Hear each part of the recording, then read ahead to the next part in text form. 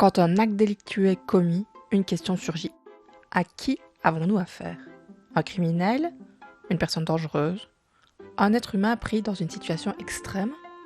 Ou quelqu'un qui traverse une crise psychique dont la responsabilité serait altérée? Mais que disent réellement ces mots? Et surtout, que change-t-il dans notre manière de juger, de soigner et de protéger?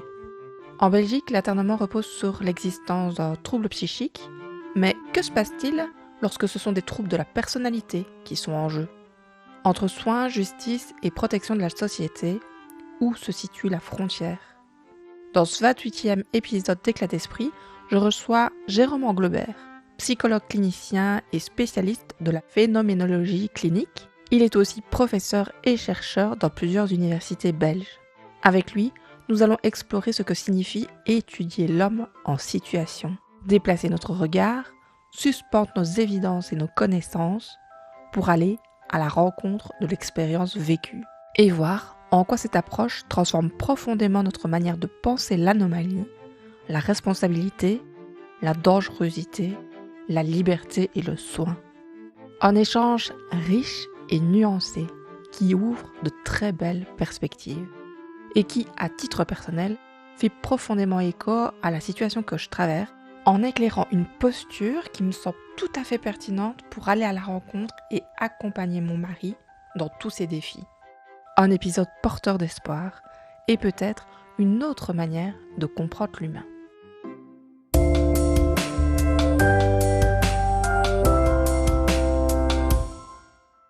Monsieur Anglebert, bonjour. Je vous remercie d'avoir accepté mon invitation.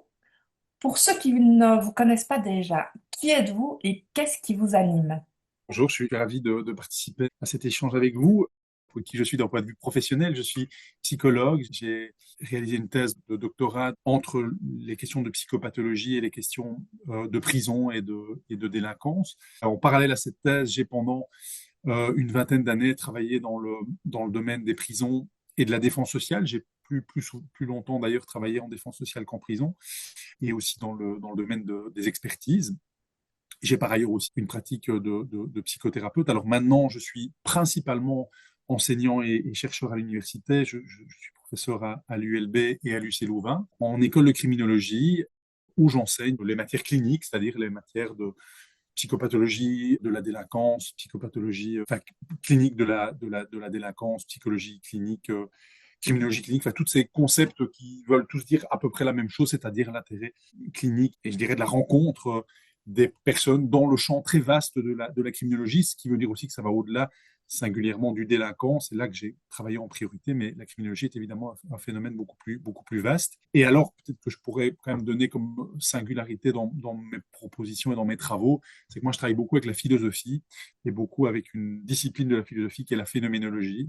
Je m'intéresse beaucoup à la compréhension des pathologies, des psychopathologies, mais aussi des formes de déviance humaine par le prisme des outils phénoménologiques. Vous venez de nous proposer plein de vocabulaire qu'on n'est pas tous susceptibles de comprendre et que moi, j'essaye aussi toujours de m'approprier. Donc, pour nos auditeurs, c'est principalement le grand public, des personnes qui sont concernées, mais aussi des professionnels. Donc, on a choisi un premier axe pour donner des repères solides aux personnes pour qu'elles comprennent exactement de quoi on parle. Donc, de quoi parle-t-on exactement quand on parle déjà d'un trouble psychique? Pour commencer, peut-être? C'est tout à fait important ce que vous dites d'avoir une sorte de langage commun lorsqu'on parle de ces questions-là. Mais par contre, je dois préciser avant de répondre à cette question-là que c'est un peu un mythe, cette idée du langage commun. La question des psychopathologies, des troubles psychiques, comme vous venez de les appeler, ce sont des notions qui sont susceptibles d'interprétation et que d'une personne à l'autre, alors certainement en fonction de sa formation, ne va pas interpréter de la même manière, mais même à l'intérieur même d'une formation. Je pourrais dire que si vous mettez 10 psys dans une pièce fermée et que vous leur demandez de s'organiser autour de questions comme celle-là et de définir ce qu'est la psychopathologie ou ce qu'est un trouble borderline, par exemple, ou ce qu'est la schizophrénie, en tout cas pour certaines de ces questions-là, ils vont soit ne pas être d'accord, soit en tout cas aborder les questions de manière très différente. Mais ce qu'on pourrait peut-être dire pour un peu clarifier les choses, c'est que la psychopathologie, le trouble psychopathologique, le trouble psychique éventuellement, comme on pourrait l'appeler, c'est considéré généralement comme une problématique existentielle. Hein, où moi, je défends beaucoup l'idée que les psychopathologies ne sont pas des maladies du cerveau, mais des maladies de l'existence. Hein. Il y a tout un courant aujourd'hui qui va beaucoup essayer de s'intéresser dans une logique très réductionniste au fait que ce qui pose problème, c'est ce qui se passe dans les connexions cérébrales chez les personnes affectées de psychopathologie. Moi, je pense que ce qui pose problème chez les personnes affectées de psychopathologie, c'est des conflictualité, des difficultés dans l'existence. Et en tout cas, ce qu'on pourrait dire, c'est que dans les questions qui vont nous occuper, la psychopathologie emblématique, celle qui va vraiment nous retenir, c'est celle qu'on appelle dans le vocable global de la psychose. Alors, la psychose, qu'est-ce que c'est? Foucault disait que c'est la pathologie exemplative de la psychiatrie, hein, c'est le symbole sacré de la psychiatrie. La psychose, c'est ce qu'on appelle aujourd'hui un spectre large dans lequel on retrouve des souffrances qu'on appelle schizophrénie, hein, c'est un concept ça, qui apparaît souvent à l'esprit de beaucoup, mais aussi paranoïa. On appelle ça aussi dans le trouble bipolaire et notamment l'état maniaque, qui est un état psychotique tout à fait clair. Alors, c'est assez difficile à définir comme ça, et je crois que ce serait pas très intéressant de rentrer dans des grands débats sur ce qu'est la psychose, ce qu'elle n'est pas. Mais en tout cas, on comprend bien qu'il y a un rapport singulier au monde, un état, alors qu'on va parfois qualifier de délirant. Il faudra un peu de nuances autour de cette notion-là. Mais en tout cas, il y a un rapport au monde tout à fait particulier, tout à fait singulier, et une difficulté de connexion avec ce monde-là. C'est un peu les éléments un peu principaux. Alors, il y a une série de symptômes qui peuvent être associés à cela, mais qui ne sont pas toujours associés au tableau, mais qui nous permettent un peu de saisir l'entité. Par exemple, la notion d'hallucination. Les personnes, alors singulièrement les personnes schizophrènes, mais pas toutes les personnes schizophrènes, c'est ça qui rend la question complexe et passionnante d'ailleurs, c'est que certaines personnes schizophrènes peuvent halluciner. Alors halluciner, ça veut dire quoi? Ça veut dire avoir des sensations qui n'ont pas le même statut dans la réalité que les sensations que nous avons en règle générale. Elles sont variées. Vous voyez que je suis très nuancé dans l'utilisation du vocabulaire parce qu'en fait, on se rend compte que définir des phénomènes qui nous apparaissent aussi simples sont en fait des phénomènes très complexes. Mais en tout cas, ce sur quoi je voudrais attirer l'attention, c'est que les hallucinations peuvent être très variées, très diverses. Il y a des hallucinations auditives, classiquement, hein, les personnes entendent des voix. Elles sont d'ailleurs pas mal présentes dans les parcours médico-légaux, donc dans les personnes qui ont à la fois une psychopathologie de l'ordre de la schizophrénie et des problèmes avec la justice. Des voix, parfois des voix d'ailleurs qui poussent les personnes à agir, à commettre parfois des crimes ou des choses en tout cas problématiques ou illégales. Mais il n'y a pas que des hallucinations auditives, il y a aussi des hallucinations visuelles. Les personnes voient, perçoivent des stimuli qui ne sont pas partagés par le sens commun. Alors il faut fortement nuancer la question des hallucinations visuelles. Là, on a souvent tendance à se représenter à cause du cinéma hollywoodien et américain certains films où les personnes voient tout à fait des personnes, etc. Alors, ce sont des phénomènes qui peuvent apparaître, mais qui ne sont pas en tout cas aussi simples à catégoriser que des hallucinations comme on les met en scène dans le cinéma. Ça donne parfois des très bons films, hein, mais la réalité clinique est quand même un tout petit peu différente de celle-là. Donc il y a des hallucinations auditives. Et alors, un autre type d'hallucination qu'on a souvent tendance à oublier, mais je trouve que ça permet de bien cerner le vécu des personnes schizophrènes ou psychotiques, c'est des hallucinations qu'on appelle synesthésiques. Ça veut dire en fait des sensations corporelles, hein, un ressenti corporel particulier. Les personnes ont l'impression d'avoir leur corps qui fonctionne un peu différemment, d'avoir des sensations bizarres dans le corps, qui elles sont, à mon avis, qui sont d'ailleurs, c'est documenté par la littérature, beaucoup plus fréquentes aussi dans ces profils-là. Donc tout ça pour vous montrer que c'est un tableau clinique complexe, hein, ça n'aurait pas de sens d'évacuer la question de la complexité, mais ce qu'on doit en retenir, c'est le fait que c'est un contact particulier avec le monde, singulier avec le monde, une autre manière d'exister, une autre manière d'être, qui est en partie source de souffrance, mais pas que. C'est aussi des vécus qui sont des vécus parfois très satisfaisants pour les personnes qui vivent la psychose, mais elle est aussi parfois, et ça dépend un peu des profils, mais pour certains souvent, source de souffrance, de difficultés. Moi, j'insiste toujours pour dire aussi qu'il y a la souffrance interne à la psychopathologie, puis alors il y a toutes les souffrances secondaires qui sont souvent les plus compliquées à vivre pour les patients, me semble-t-il. C'est la souffrance des familles qui ne comprennent pas pourquoi une personne change du jour au lendemain, la souffrance de la personne de ne pas se sentir compris par les autres, de ne pas réussir à avoir des relations stables, etc., à cause de ces vécus très, très singuliers. Et donc, je trouve que ça, c'est quand même assez important, c'est de toujours pouvoir situer le vécu, la difficulté de ces psychopathologies-là. Et c'est d'ailleurs pour ça que les patients ne reconnaissent pas, sont pas toujours en accord avec leur pathologie. C'est parce qu'ils estiment que leur problème, c'est pas tellement leur pathologie, c'est plutôt le monde entier autour d'eux qui ne les comprennent pas.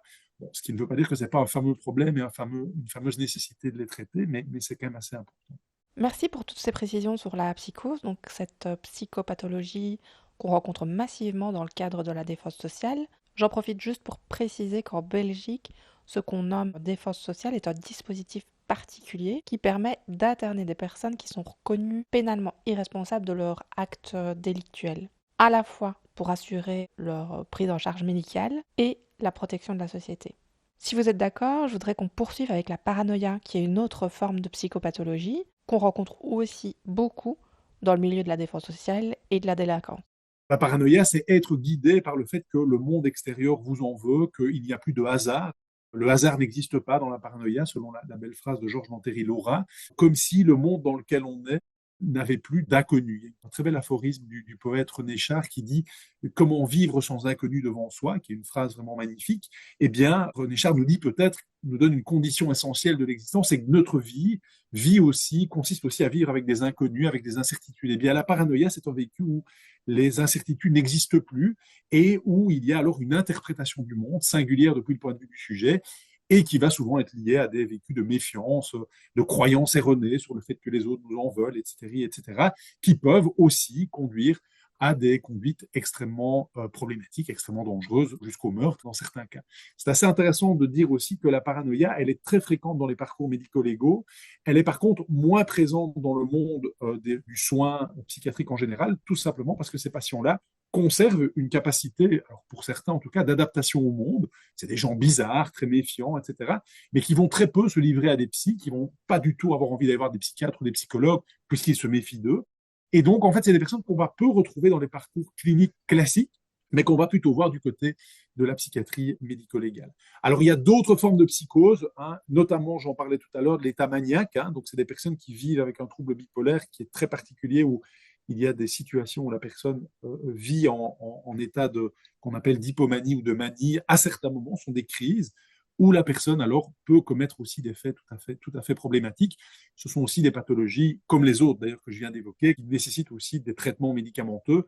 Et là, par exemple, typiquement dans le trouble bipolaire, avec ces états maniaques, une médication adaptée va souvent assez nettement réduire ces accès maniaques. Alors évidemment, toute la question après, c'est de que la personne continue à suivre sa médication, qui est parfois un pari thérapeutique, un enjeu thérapeutique compliqué. Alors, à côté de cette catégorie, et puis je termine là-dessus pour cette première question, à côté de cette catégorie qu'on appellera les psychopathologies, qui vont d'ailleurs mener à ce qu'est la corrélation, le corrélat au niveau pénal, c'est qu'elles vont mener à des questions qui vont tourner autour de la responsabilité et de savoir si la personne doit être internée ou avoir un parcours de droit commun. Pour que la personne soit internée, il faut qu'on reconnaisse cette pathologie et qu'il y ait un lien entre la pathologie et les faits qui ont été commis, ce qui mènera à une irresponsabilité. Irresponsabilité, ça ne veut pas dire qu'il n'y a pas de faits qui ont été commis, mais ça veut dire qu'on estime que pénalement, ils ne sont pas à poursuivre, ils ne doivent pas avoir le même statut. Ils sont considérés d'abord comme des malades mentaux, ce qui me semble assez défendable d'un point de vue clinique, et se retrouvent alors dans d'autres parcours qui ne sont d'ailleurs pas des parcours plus enviables. Hein, ce sont des parcours où les personnes sont internées, soit en annexe psychiatrique, soit en défense sociale, soit dans des structures externes qui accueillent des internés, et où là, il y a tout un travail sur la dangerosité et la récidive qui est associée.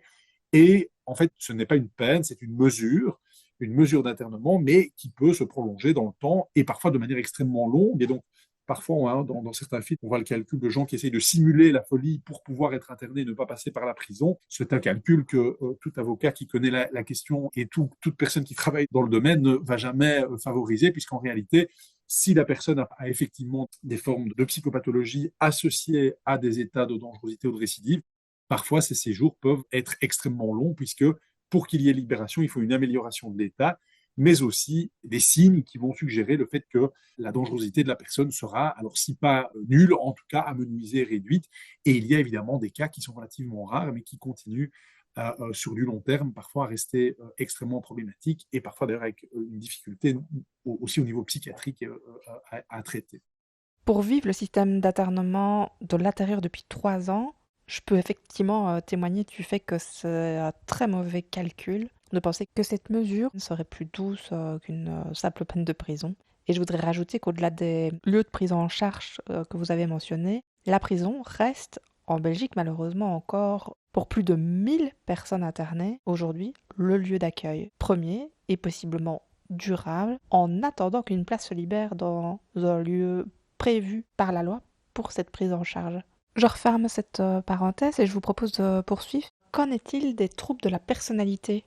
À côté de ces psychopathologies-là, il existe dans le domaine de la psychologie, lié à la criminalité, à la délinquance, mais aussi au-delà de ça, le domaine des troubles de la personnalité.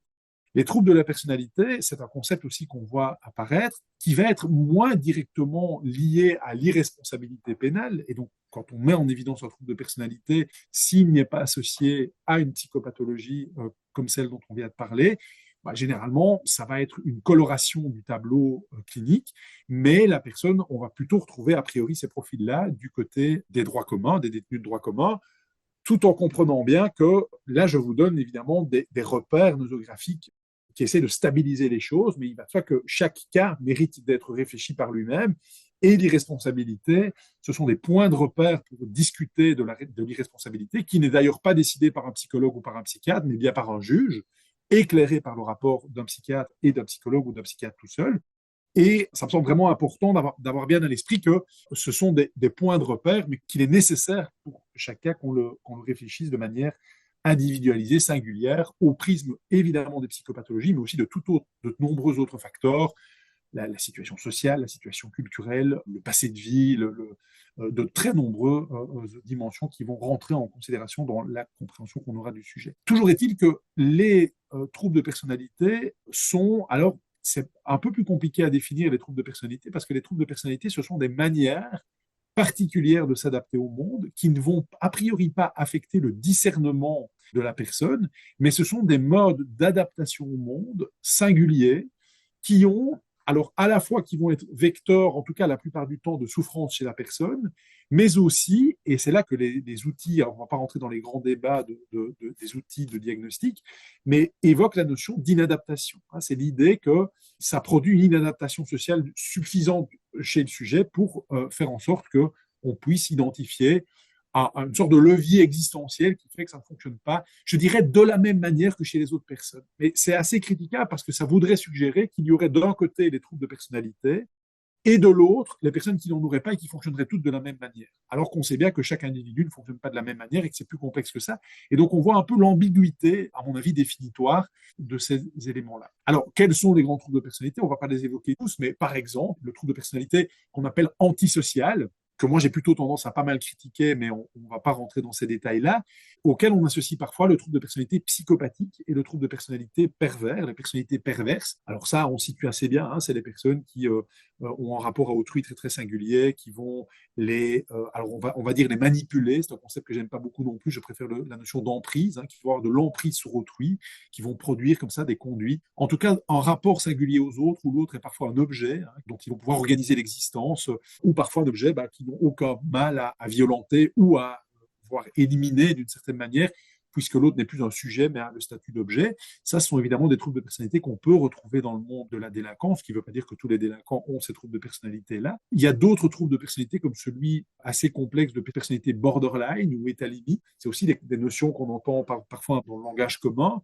Les troubles de personnalité borderline, ce sont des vécus qui recouvrent un nombre très touffu de symptômes, de signes cliniques, mais qui sont liés à une gestion affective et émotionnelle très très particulière, à des vécus d'impulsivité, à des vécus de relations très très bizarres à autrui, où il y a vraiment des grandes attentes à l'égard d'autrui et en même temps une grande distance qui se produit, ce qu'on a appelé très longtemps l'abandonnisme. Donc c'est produire des conduites pour ne pas être abandonné par l'autre et en même temps se rendre compte qu'on est très souvent abandonné à cause des conduites qu'on produit, des personnes qui vont aussi avoir un rapport très particulier à leur corps, parfois des tentatives d'automutilation, des tentatives de suicide qui sont parfois dans ces profils-là, et où on est un peu d'ailleurs borderline, à la frontière de la psychose dont je parlais tout à l'heure, chez certains cas d'ailleurs plus que d'autres, et en même temps des personnes qui gardent une accroche dans la société et qui n'ont pas un diagnostic, je dirais, suffisant du côté de la psychose pour être considérés du côté de la psychose. C'est d'ailleurs souvent des cas, il y a parfois des débats médico-légaux pour savoir si certaines formes de personnalité borderline, je dirais très, très problématiques, très fortement atteintes dans ce trouble-là, on en arrive parfois à se poser la question d'une irresponsabilité et d'un parcours vers l'internement, tellement la personne a un fonctionnement bizarre, sans qu'on puisse clairement le catégoriser du côté des psychoses. Et alors, d'autres traditions de la psychopathologie ont parfois parlé d'ailleurs de psychose à bas bruit, de psychose blanche, de psychose cachée, hein, mais qui n'est pas totalement révélée. Alors, il y a bien sûr d'autres troubles de personnalité, mais je crois que l'intérêt n'est pas de les différencier tous. Mais c'est intéressant de comprendre que là, on a affaire à des modes de fonctionnement qui ne sont pas dans le registre, je dirais, clair de la psychopathologie, mais dans une manière un peu particulière d'exister et qu'on peut catégoriser par le savoir scientifique et par de nombreuses études cliniques et scientifiques qui existent en la matière. Merci, énormément d'infos qui suscitent énormément de questions, évidemment. Donc, en Oui. Belgique, l'internement il repose sur l'existence d'un trouble psychique et d'un fait répréhensible par la loi.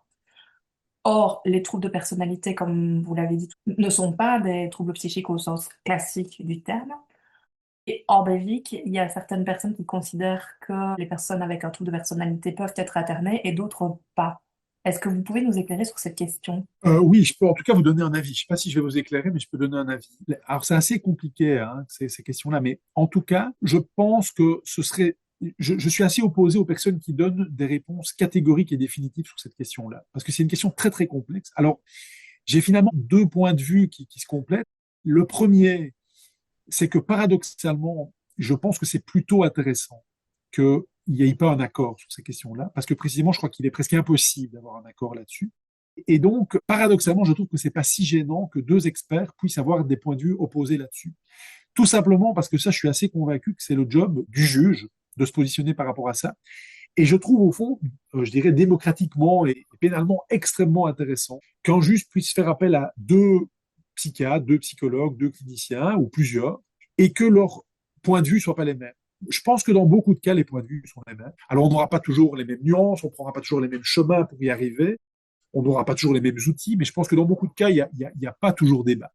Mais il y a des cas, c'est difficile de quantifier la quantité, mais il y a des cas où il y a débat et où effectivement un expert, en fonction de qui il est, en fonction de la sensibilité théorique qui est la sienne, en fonction de son savoir, hein, qui n'est pas toujours le même, même si on rencontre le sujet sans savoir, on a quand même des savoirs qui après vont présider nos analyses, vont parfois conduire à des analyses différentes, vont parfois conduire à des résultats différents, que ce soit d'un point de vue diagnostic, par exemple, hein, que ce soit d'un point de vue en fonction du diagnostic, du rapport au discernement, par exemple, hein, ce qui conduit alors à la question de l'internement, mais aussi, par exemple, de la question de la dangerosité ou de la récidive. Hein. Alors, il y a des outils qui vont nous permettre de nous positionner là-dessus, mais c'est des outils quand même assez discutables et critiquables, qui ont de nombreux défauts. C'est bien documenté le fait que c'est des outils qui ont une pertinence, mais qu'on ne doit pas évidemment rencontrer des sujets uniquement sur base d'outils psychométriques et statistiques. On a aussi tout le rapport à la réflexion psychopathologique, au jugement clinique, qui a aussi ses défauts. Je trouve que c'est plutôt intéressant que deux experts, ou trois experts, ou quatre experts, dans des cas très complexes, conduisent à des issues différentes. Et je pense que c'est précisément à ce moment-là que c'est intéressant d'avoir des juges ou des magistrats qui ont la capacité de lire le travail des experts qui doivent d'ailleurs écrire de la manière la plus accessible possible pour être compris. Et puis après, on a mes consciences de se dire, moi, je dois donc trancher par rapport à ça. Et en fonction de l'intime conviction du magistrat, en fonction aussi de la société dans laquelle on vit, et on a des sociétés qui évoluent de plus en plus vers des logiques de plus en plus, à mon avis, problématiques dans ce qu'on considère être, par exemple, la dangerosité, la récidive, la délinquance, mais soit, je pense en tout cas que tous ces paradigmes-là, je trouve que c'est assez sain finalement que que la psychologie ou que la psychiatrie n'ait pas un point de vue unique qui clôturerait le débat. Et donc, je pense que ça, c'est pas tellement un problème qu'il y ait finalement deux experts. Alors, c'est embêtant si un expert en balistique qui fait un travail purement objectif dit des choses différentes d'un autre expert en balistique, ça je comprends. Ou bien, je sais pas, un expert en incendie hein, qui doit déterminer si l'incendie a été perpétré de manière volontaire ou pas. Je trouve que c'est très important que des experts produisent le même effet. Mais dans le champ de la psychiatrie et de la psychologie, on est dans le domaine de la science humaine. Et je trouve que c'est au fond très important de pouvoir accepter que des points de vue divergent, que la justice, elle est aussi produite par des humains sur des humains. Et donc, il y a parfois des débats, des contradictions. Et je trouve qu'on devrait plus, au fond, accepter qu'il y ait des débats, des contradictions. Moi, j'ai pas de problème à ce que des collègues n'arrivent pas aux mêmes analyses que moi. Ça ne veut pas dire que je serai d'accord avec leur analyse, mais je trouve que c'est plutôt pas mal, d'une certaine manière. Alors, ça peut évidemment complexifier le débat. Mais finalement, est-ce que c'est pas un peu ça qu'on attend de la psychologie et de la psychiatrie? La deuxième chose que je voudrais dire aussi, c'est que je trouve que c'est très important de bien comprendre que dans le domaine de l'expertise, j'ai glissé vers cette question-là, c'est très important que le psychologue et le psychiatre ne se substituent pas au juge ou à l'enquêteur policier. Je pense que, d'abord, ils sont très incapables de le faire. Je pense que les psychologues et les psychiatres sont des personnes qui travaillent précisément avec l'intrapsychique, avec la subjectivité de la personne.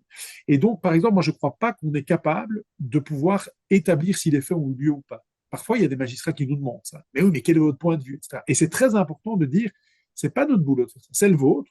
Nous, on vous éclaire sur le fonctionnement psychologique ou psychiatrique de la personne, sur la présence d'une psychopathologie, on vous donne un diagnostic. À partir de ce diagnostic, on peut discuter de la responsabilité ou des responsabilités, mais la matérialité des faits, c'est le travail de l'enquêteur policier, c'est le travail du juge, pas de l'expert psychiatre. J'ai deux questions qui émarquent de ce que vous venez de partager. La première, c'est que je suis assez d'avis que plusieurs expertises viennent éclairer des choses, et même si elles ne sont pas d'accord. Voilà. Ce qui me questionne, c'est est-ce que les experts entre eux ont le loisir d'échanger sur leurs divergences ou pas? Et est-ce que ce ne serait pas plus d'avoir effectivement face à un juge deux experts qui ont des avis divergents, mais qui puissent en discuter entre eux? Ça, Alors, c'est... oui, alors ça dépend évidemment des configurations. Il y a parfois des situations où on nomme un collège d'experts et où là, il y a un travail de synthèse entre les différentes expertises qui doit être produit. Et où là, il y a, en tout cas, normalement, c'est pas toujours le cas, mais normalement, il y a un débat entre les experts. Parfois, il y a des débats où les points de vue ne sont pas conciliables et où le collège d'experts est nommé, mais où les experts estiment pertinent, plus fidèle à la réalité de remettre des rapports divergents qui ne vont pas en tout cas dire exactement la même chose. Après, ça dépend un peu des situations parce que ce qui peut aussi arriver, c'est qu'on mandate un expert, l'expert remet des conclusions, et par exemple, la défense va prendre un conseiller technique qui va relire l'expertise, va la critiquer, et après, libre, en fait, si vous voulez, le juge fait ce qu'il veut. Le juge peut après ressolliciter l'expert en disant, mais je suis l'expert, on a eu tel conseiller technique qui s'est positionné comme ça, qu'est-ce que vous en pensez? Est-ce que vous voulez bien redévelopper ces questions-là ou est apparue telle ou telle nouvelle question à la lumière de cela? Donc, si vous voulez, des débats en tant que tels, il y en a, alors qui ne sont pas organisés de manière, je dirais, collective, en tout cas rarement, ça peut arriver, mais rarement. Mais au fond, ce que vous dites, à mon avis, et qui est très juste en filigrane, c'est que moi, je pense assez bien, si vous voulez, on a beaucoup ces dernières années essayé d'organiser le travail des experts et de l'uniformiser, ce avec quoi je ne suis pas totalement d'accord, parce que je pense d'abord que c'est un peu un leurre de vouloir les uniformiser, mais je pense que ce qu'on devrait beaucoup plus faire, mais on comprend bien aussi que c'est des difficultés matérielles qui mènent à ça, et notamment d'organisation des emplois du temps, mais on devrait faire en sorte que les experts se rencontrent plus, débattent plus entre eux. Alors que bien souvent, malheureusement, c'est des guerres de clans, de positions épistémologiques qui se rencontrent.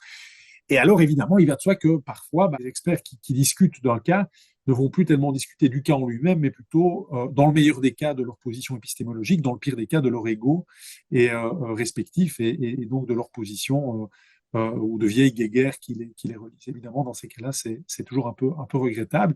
Mais en tout cas, ce qu'il y a de sûr, c'est qu'un des éléments qui permettrait d'améliorer les choses, ce qui ne veut pas dire que ces choses-là n'existent jamais, mais ce serait de faire en sorte qu'un débat existe, que le grand problème de la science, en tout cas dans les sciences comme la psychiatrie et la psychologie, c'est qu'il y a vraiment quand même des points de vue différents, des écoles différentes, et qui souvent sont malheureusement un peu trop hermétiques l'une à l'autre, ou qui discréditent peut-être un peu trop l'une et l'autre. Et ma deuxième question, c'était par rapport aux juges qui n'ont potentiellement aucune connaissance là-dedans. Alors, les experts sont chargés effectivement de mettre leur discours à portée de tout le monde, etc. Mais est-ce que ce ne serait pas nécessaire à un moment d'avoir un minimum de connaissances, de formation des juges à ces problématiques de troubles psychiques? Oui, alors moi je suis quand même souvent, je dois bien le dire, alors je suis pas un expert, je ne fais pas un nombre incalculable d'expertises, il y a des gens qui font ça comme unique activité professionnelle, donc ils auraient sûrement un avis plus autorisé que le mien là-dessus, mais moi je suis quand même souvent assez impressionné par la capacité des magistrats et des juges. C'est quand même souvent des gens qui me semblent avec des capacités d'appropriation d'objets littéraires assez impressionnantes. C'est quand même des personnes qui ont l'habitude de lire des textes et des documents, et pour peu qu'évidemment les expertises ne soient pas complètement hermétiques, ce qui peut parfois malheureusement arriver, mais je crois qu'on doit aussi plaider pour avoir des expertises lisibles. Je suis quand même assez impressionné par leur capacité à saisir les enjeux Moi, j'ai pendant de nombreuses années travaillé avec les commissions de défense sociale qui sont devenues après les chambres de protection sociale, et j'ai toujours été très impressionné par la capacité des magistrats que je rencontrais et des commissions que je rencontrais de s'approprier ces documents-là, ces textes, à en saisir les enjeux, à pouvoir discuter à leur propos, de bien saisir les débats. Alors bien sûr, on pourrait imaginer plus de débats. Moi, je suis professeur au sein de l'école de criminologie de l'ULB et de l'UC Louvain, c'est-à-dire au sein de la faculté de droit et criminologie. Et c'est vrai que c'est par exemple surprenant de voir qu'il n'y a pas plus de cours de psychologie et par exemple de pratique d'expertise, qu'est-ce qui se passe dans une expertise, dans le parcours par exemple des futurs magistrats. C'est des questions qui existent aussi, qui sont d'ailleurs en débat pour l'avenir et qui méritent d'exister. Mais je ne crois pas non plus qu'il faudrait dire que les personnes qui se situent dans ces positions de décision sont des personnes qui sont... je crois qu'il y a quand même souvent alors un travail comme ça d'expérience qui apparaît et je ne suis pas convaincu que c'est là que se situe le principal problème en la matière. Ok, merci. Je voudrais revenir sur une définition. Vous avez parlé dans votre présentation de la phénoménologie. Oui. C'est étudier l'humain en situation, d'après ce que j'ai compris. Oui, bien sûr. Alors, je dis souvent que la phénoménologie, ceux qui savent ce que c'est sont des escrocs et qu'en réalité, on ne sait jamais tout à fait ce que c'est in fine. C'est une discipline assez complexe. Elle est héritée de la philosophie. Elle a été inventée par Edmund Husserl au début du XXe siècle. Elle est assez contemporaine de la psychanalyse. D'ailleurs, Husserl meurt en 1938 et Freud en 1939. Donc, on voit que ce sont des quasi parfaits contemporains. La phénoménologie, qui a de nombreuses figures très importantes dans l'histoire de la philosophie, Martin Heidegger, Jean-Paul Sartre, Maurice Merleau-Ponty, pour ne citer que les plus importants historiques, alors beaucoup aussi de contributeurs contemporains très importants. La phénoménologie, c'est une discipline en fait assez simple d'une certaine manière qui rentre dans la complexité, qui essaie de se donner des méthodes de travail simples pour rencontrer le complexe. C'est l'étude des vécus, c'est s'intéresser au vécu des personnes, c'est essayer de rencontrer l'expérience avec une série d'attitudes méthodologiques particulières. Et la première d'entre elles et la plus célèbre, c'est la volonté de mettre de côté les a priori théoriques qu'on a à propos du phénomène observé, c'est-à-dire de la personne rencontrée. Et donc, la phénoménologie, à l'inverse des autres disciplines, ne va pas avoir pour objectif de faire corroborer ses connaissances, sa théorie à ce qu'elle observe, mais elle va plutôt essayer de faire émerger de ce qu'elle observe une théorie du sujet. C'est vraiment une différence très importante. Husserl disait de manière, à mon avis, assez subtile que c'est l'archiméthode, c'est la méthode des méthodes. C'est-à-dire que la phénoménologie, c'est ce qui permet d'observer les vécus, de pouvoir les décrire le mieux possible. Et éventuellement, après, on peut utiliser des outils, des paradigmes théoriques, comme il y en a beaucoup en psychologie, paradigme psychanalytique, paradigme systémique, paradigme cognitivo-comportemental, pour essayer de comprendre ce qu'on a observé et lui donner des significations. Mais la phénoménologie va être un peu moins ambitieuse que ça d'une certaine manière. Elle va essayer de beaucoup plus se focaliser sur le discours en première personne des personnes rencontrées. Donc, le travail des phénoménologues consiste surtout à écouter les personnes, à leur donner la parole et à essayer de saisir à partir de leur savoir une théorisation, mais qui fonctionne donc à l'envers d'une certaine manière. On n'a pas une théorie pour rencontrer le sujet, on rencontre le sujet et à partir de celle-là, on échafaude une théorie. Alors, c'est évidemment très complexe. Et on comprend bien que, une fois qu'on a échafaudé cette théorie, on a quand même une théorie dont on va se resservir pour rencontrer les personnes après. Donc, je ne crois pas qu'on puisse dire que le phénoménologue soit un individu qui serait uniquement et strictement neutre. D'ailleurs, je crois assez peu à la neutralité. Et moi, un de mes intérêts, un des travaux que j'essaie de mener, c'est de montrer aussi que la phénoménologie ne doit pas être strictement neutre. Elle doit assumer aussi le fait qu'elle est produite par des personnes, qu'elle est ce qu'on appelle un savoir situé. Et d'ailleurs, je pense que c'est important que la phénoménologie se questionne là-dessus, sur son ancrage aussi politique. Moi, je suis assez convaincu, si vous voulez, le défaut de la phénoménologie, c'est de penser que à partir du moment où on met tout de côté à propos du sujet, tout sujet s'équivaudrait l'un à l'autre. Et je pense évidemment qu'on n'est pas la même personne, ce qui ne veut pas dire qu'on est mieux ou moins bien, mais on n'est pas la même personne en fonction du contexte social dans lequel on est, en fonction de la classe sociale dans laquelle on vit, en fonction de la race, quand on est dans des sociétés qui produisent encore parfois du racisme systémique, comme dans malheureusement beaucoup de sociétés. On n'est pas la même personne si on est un homme ou une femme, si on est aussi avec des difficultés de genre par rapport à ça, ou des singularités de genre. Et donc, si vous voulez, l'idée, c'est d'essayer de politiser aussi cette question-là, alors de maintenir la rencontre du sujet de la manière la plus affranchie de tout savoir à son propos, mais en même temps de ne pas tomber dans le mythe d'une posture un peu de contemplation du sujet, formidable, duquel nous serions absolument totalement neutres. Je dois avouer que je n'y crois pas beaucoup. Et je pense que c'est aussi important que la phénoménologie s'autorise à se questionner elle-même sur les ancrages personnels du phénoménologue. Et je pense, moi, ce que j'essaie de beaucoup de faire, à l'heure actuelle, de politiser la psychopathologie et de politiser la phénoménologie, tout simplement parce qu'elle est nécessairement, décider d'aider quelqu'un à aller mieux, ça veut dire qu'on a quand même une lecture politique derrière de ce que c'est aller mieux. Par exemple, si on dit que la personne qu'on rencontre doit être plus autonome, ça veut dire qu'on a quand même une représentation de ce qu'est l'autonomie. Et ce qu'est l'autonomie aujourd'hui, c'est travailler, être un sujet qui répond à l'idéal néolibéral ambiant. Et on peut raisonnablement se poser la question de savoir si les personnes affectées de psychopathologie, a fortiori dans des parcours médico-légaux, on est vraiment avec des catégories cohérentes si on veut leur imposer une autonomie telle que nous, on se la représente. Et d'ailleurs, avec le paradoxe que autonomie devrait toujours partir du point de vue du sujet, hein, et qu'on voit qu'il y a quelque chose de normatif de manière tout à fait paradoxale. Et en fait, on ne demande pas au sujet d'être autonome, on lui demande de respecter une autonomie qu'on estime être la sienne. Je dis ça parce que je pense que cet élément-là est important et je crois que la phénoménologie doit faire ce travail-là, mais tout en gardant donc cette dimension de mise entre parenthèses. Ah, c'est les mots célèbres de Husserl, c'est mettre les phénomènes entre parenthèses pour les observer sans a priori théorique. Voilà la formule la plus complète. Et pour moi, il y a une phrase que j'aime beaucoup, qui est une phrase d'un philosophe français qui était un compagnon de route de la phénoménologie. Il n'était pas strictement phénoménologue, mais il s'y est beaucoup intéressé. C'était Gaston Bachelard, qui était un philosophe français qui a commencé sa carrière à la Poste et qui a terminé comme professeur à la Sorbonne. Hein, donc, vous voyez le parcours assez intéressant du personnage. Et ce monsieur-là disait, il faut donc que le savoir s'accompagne d'un égal oubli du savoir. Le non-savoir n'est pas une ignorance, mais, disait-il, un acte difficile de dépassement de la connaissance. Je trouve que c'est une phrase très belle qui nous dit bien que ce n'est pas simplement être un ignare, un ignorant. C'est parfois intéressant d'être un ignare et un ignorant quand on rencontre la personne. Et Bachelard nous dit, c'est encore plus compliqué que ça parce qu'il ne faudrait pas, par exemple, dire aux gens, ne vous formez pas, ça ne sert à rien.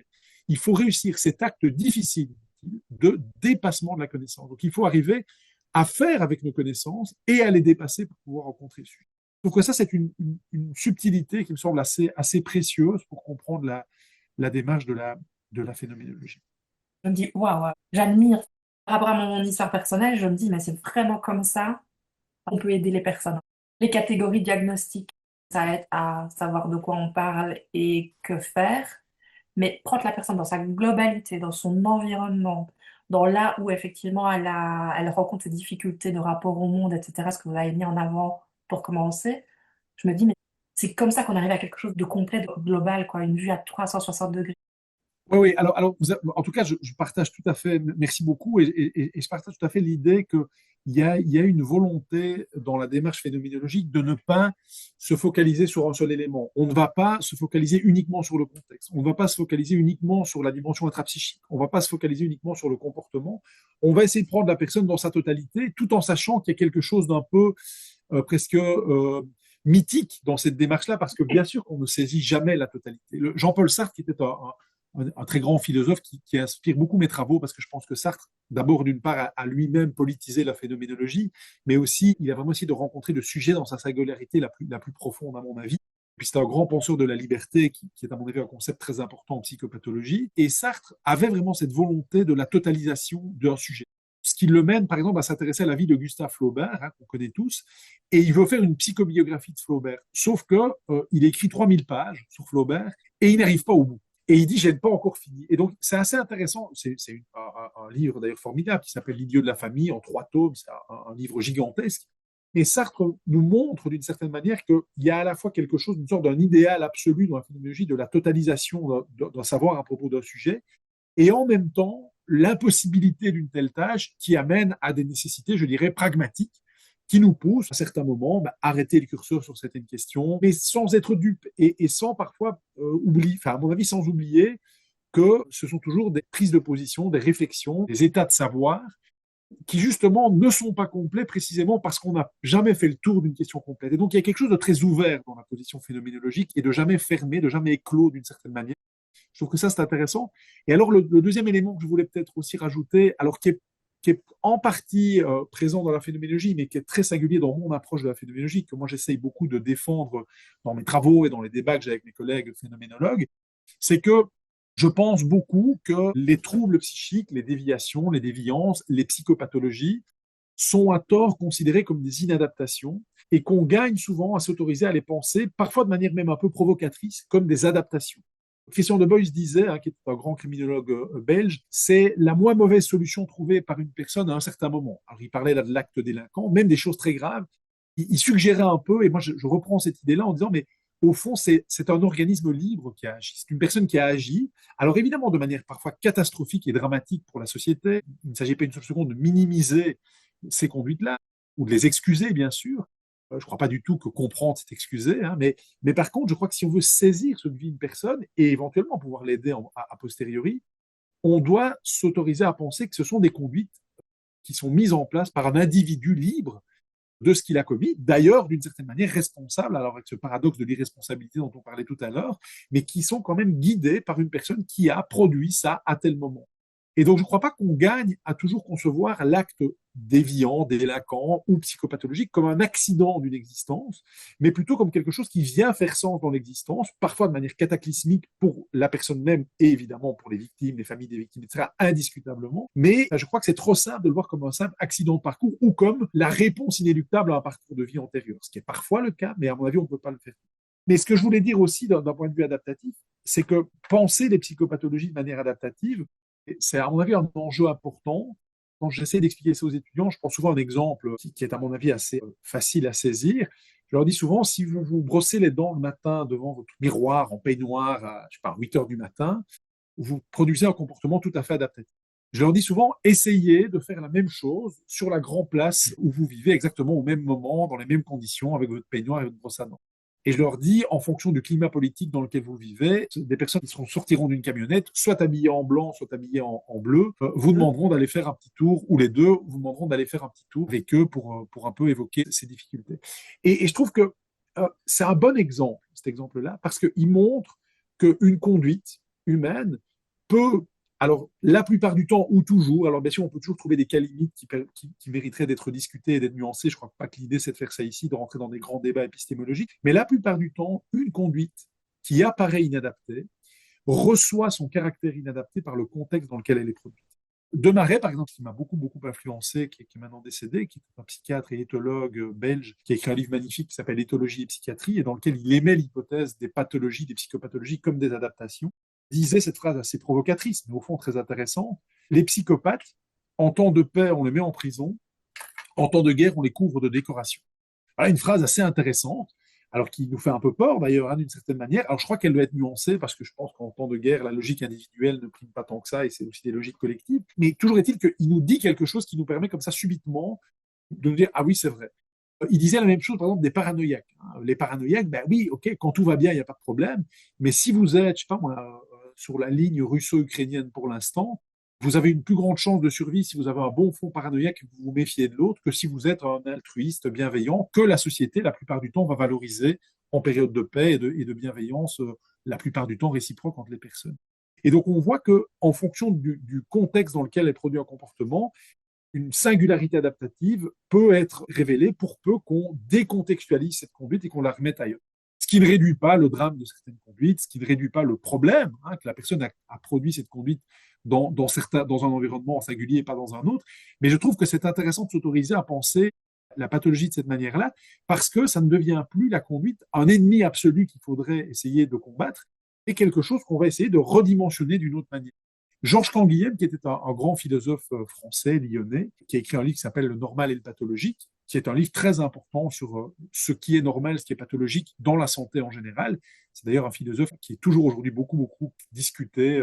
Et d'ailleurs, il y a beaucoup de philosophes qui ont repris ces travaux-là durant la crise Covid en disant, mais est-ce qu'on n'oublie pas un peu ce que Canguilhem nous disait à l'époque? Canguilhem, il disait qu'il fallait considérer la pathologie non pas comme une anormalité, c'est-à-dire non pas comme un écart par rapport à la norme, qui plus est norme qui est a priori celle que nous établissons nous-mêmes de notre point de vue, mais disait-il, il faut considérer la pathologie, au sens large, comme la création de normes singulières, comme des créations inédites de normes d'existence. Il dit que ce sont des nouvelles normes d'existence qui, d'ailleurs, sont très étonnantes, parfois depuis le point de vue d'autrui. Et ce qui fait la pathologie, c'est que il y a une création de normes qu'il faut essayer de saisir. D'ailleurs, je pense que la crise Covid, c'était très intéressant de l'interpréter comme ça, c'est qu'on a beaucoup essayé de référer le trouble à ce qu'on savait déjà, et il a fallu aussi s'autoriser à le penser comme une anomalie plutôt que comme une anormalité. Et je pense que les psychopathologies, c'est un peu ça que j'essaie de dire quand je parle d'adaptation, c'est que je pense qu'on gagne, on comprend mieux une personne quand on essaye de comprendre comment elle fait pour exister, et de nouveau, je me répète, on est dans un contexte complexe, on parle parfois de conduites qui peuvent poser de sérieux problèmes à la société et aux autres personnes. La question n'est pas du tout de minimiser ça, mais si on veut les comprendre, on doit plutôt les voir à travers ce regard-là qu'à travers un regard normatif qui consisterait à dire mais en quoi elles sont différentes de nous. Et je pense que si, ou pour le dire autrement, j'essaie toujours d'expliquer qu'il vaut mieux, pour comprendre une personne, non pas voir ce qui, dans le tableau clinique, dans les signes cliniques qui apparaissent, il vaut mieux ne pas voir ce qui manque, mais plutôt ce qui est présent dans la personne. Il ne faut pas voir ce qui lui manque pour fonctionner comme nous, mais il faut voir ce qu'il y a de singulier, et parfois d'ailleurs de différent dans la manière de fonctionner. Et si vous voulez vraiment comprendre une personne, et si vous voulez vraiment pouvoir l'aider, à mon avis, j'en suis vraiment convaincu, il vaut mieux essayer de comprendre ce qui singularise et caractérise son vécu plutôt que de voir ce qu'elle devrait faire ou ce qu'elle n'arrive pas à faire pour fonctionner comme nous.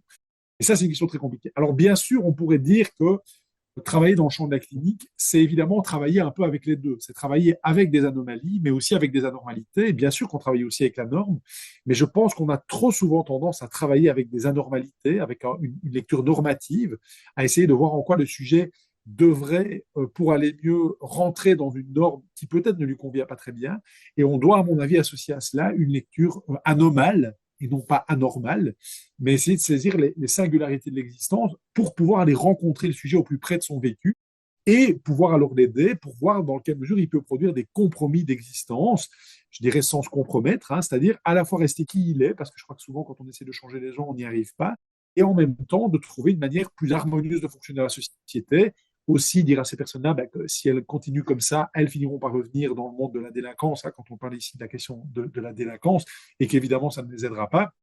Et bien entendu, peut-être même avant toute chose, on leur parlera du vécu aussi des personnes qui subissent ça, des victimes, des conséquences sociales de ces conduites-là, et d'essayer de comprendre avec elles comment on peut configurer une existence qui tienne compte de qui elles sont, et qui en même temps leur permet de reprendre une place dans la société sans plus rencontrer ce monde de la délinquance, de la déviance, parce que bien évidemment, c'est assez facile de mettre en évidence qu'il n'est profitable finalement pour personne, ni pour la personne évidemment qui le subit, mais pas non plus pour la personne qui produit ces conduites-là. Ça fait énormément sens dans mon parcours. J'adorerais effectivement une prise en charge comme ça pour mon mari. Est-ce que sur le terrain, il y a des professionnels qui travaillent réellement dans ce sens-là, quand on parle d'internement, par exemple? Alors, j'ai envie de dire oui, bien sûr, mais en réalité, si vous voulez, bon, c'est des discours ici qu'il est facile de tenir, je dirais quand même d'un point de vue. Moi ici, j'essaie de vous donner un peu une lecture épistémologique et un ancrage un peu complet en la matière. Alors, bien sûr qu'il y a des personnes qui se réfèrent à la logique phénoménologique. J'espère qu'il y en a même de plus en plus, puisque nous sommes plusieurs à essayer de développer ces travaux et à essayer de sensibiliser les cliniciens, les étudiants, que ce soit en criminologie, en psychologie, en psychiatrie, à ces matières-là. C'est une discipline qui est aujourd'hui de plus en plus importante. Alors, il faut savoir que historiquement, elle est à la source de la création de la criminologie clinique, et elle est très présente en Belgique. On avait des figures de proue très importantes, notamment Étienne de Greef, la grande figure emblématique de la criminologie belge, en réalité, qui est un des pères fondateurs de ce qu'on appelle l'école de Louvain, était un psychiatre d'orientation phénoménologique. Il était fort influencé par la phénoménologie de Max Scheler. Et puis, toute une série de personnes dans son sillage, après, se sont intéressées à ces questions-là. Christian de Beuys, Christophe Adam, pour ne citer que une série des plus illustres du côté de la clinique. Il y en a évidemment de nombreux autres du côté de la criminologie. Et il y en a que je ne veux pas commencer à les citer tous, parce que sinon je vais forcément en oublier beaucoup. Mais donc, bien sûr qu'il y a des personnes qui enseignent ces questions-là. Il y a évidemment des cliniciens qui pratiquent ces dimensions-là. Maintenant, il faut bien aussi avoir à l'esprit que la clinique, c'est un métier difficile, où on est parfois confronté à des choses très complexes. Moi, je pense que c'est un métier aussi où les personnes mettent leur bleu de travail et vont vraiment parfois face à des situations compliquées, face à des vécus compliqués, dans des interactions difficiles, rencontrer la famille, etc. Et donc, je ne veux pas non plus donner... C'est parfois un peu le problème de la phénoménologie, c'est qu'elle est tellement, quand elle est présentée comme ça d'un point de vue théorique, tellement impressionnante et tellement Enviable, du coup, de mon enviable, oui, c'est ça. Voilà. Oui, c'est ça. Alors, moi, mais je dis pas ça du tout pour relativiser ce que je vais te dire avant, parce que j'y crois vraiment totalement.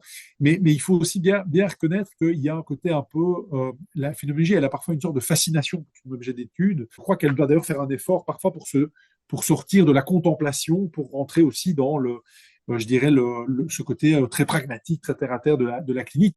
Et donc, j'ai quand même envie de dire aussi qu'il faut quand même bien reconnaître que la clinique, on fait aussi souvent avec les moyens du bord, hein, comme disait Lévi-Strauss, on fait avec ce qu'il y a, avec le stock disponible de possibilités.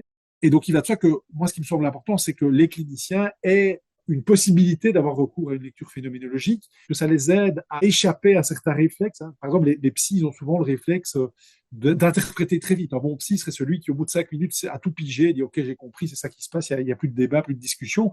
Et bien ça, je pense que la phénoménologie nous aide vraiment à échapper à ça et à essayer d'apporter beaucoup d'humilité par rapport à son objet d'étude. Moi, je pense souvent, c'est des débats que j'ai eu beaucoup avec mon collègue Louis Sass, qui est un professeur avec qui j'ai la chance de beaucoup travailler, chez qui j'ai eu la chance d'aller travailler à New York.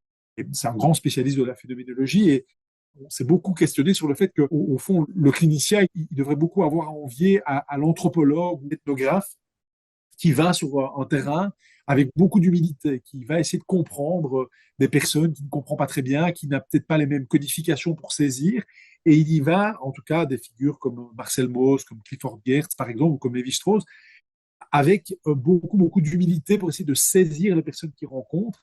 Et je trouve que si la phénoménologie permet déjà d'offrir cette démarche-là, je pense que c'est déjà très enviable. Mais je trouve aussi que c'est important parce que je suis quand même quelqu'un de très pragmatique et j'ai pas du tout non plus envie de tomber du côté un peu tour d'ivoire du savoir universitaire qui serait déconnecté de la pratique, ce qui fait d'ailleurs que je pratique toujours beaucoup la clinique maintenant et c'est très important pour moi.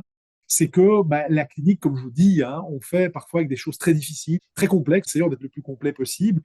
Et donc, il va de soi que l'idée, je tombe jamais en tout cas dans le romantisme de la psychopathologie, dans le romantisme du trouble. Je pense que ce sont des questions qui sont aussi, qui dealent aussi beaucoup avec la souffrance, avec la difficulté, avec parfois le constat que c'est pas possible. Parfois, quand on évalue la question de la dangerosité, on arrive au constat que malgré tout ce qu'on peut essayer, monsieur reste toujours trop dangereux à l'heure actuelle et que c'est pas possible d'aller plus loin. Donc, je crois qu'il faut aussi pouvoir tenir ce discours-là. Mais ce qui me semble très important, c'est défendre le fait que ce serait absurde de ne tenir que ce discours-là et qu'on doit donner des outils pour pouvoir apporter de la nuance. Et au fond, si vous voulez, la phénoménologie, c'est la multiplication des points de vue sur une personne. Donc, c'est non seulement l'aborder sans a priori théorique, mais c'est aussi multiplier les points de vue pour gagner en complexité.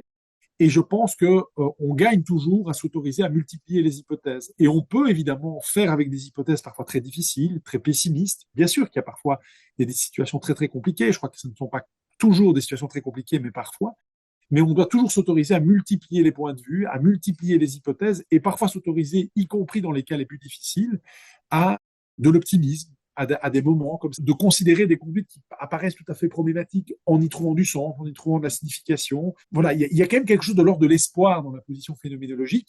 Et en même temps, je trouve que c'est important de ne pas s'enfermer dedans, parce qu'alors, une lecture qui serait strictement de l'ordre de l'espoir, du romantisme, en fait, elle est tout à fait inarticulable à la réalité, je dirais, sociopolitique et pénale dans laquelle on est.